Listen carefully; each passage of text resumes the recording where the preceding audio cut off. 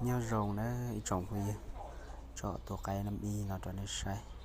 ตัวนอชนอว่าไก่เหล่านะใช้นอไก่หมอยชนอว่าไก่เหล่า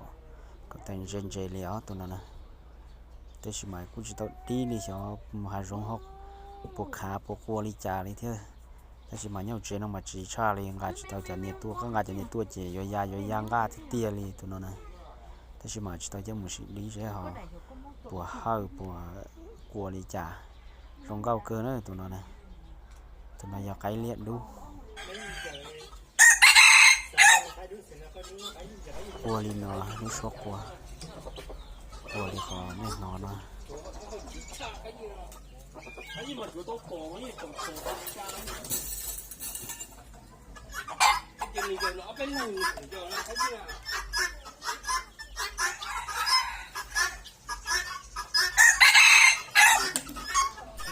กลัวลินนะ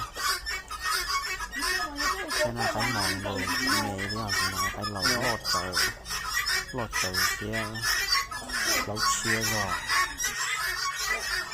เชี่ยหน่อยอีเนี่ยล้อมันดีละนี่มันล้อก็ใจนอนละใช่ไหมไก่เหล่าใช่ไหมจีเก้ออย่าจนด้านนั้นใช่ไหมเจ๊จะเตะงาจะต่อไก่ตัวเลยปอดเตานี่ปอดอยู่ย่างก้าเตี้ยเนี่ยนุ่งเตาเนี่ยตัวนั้น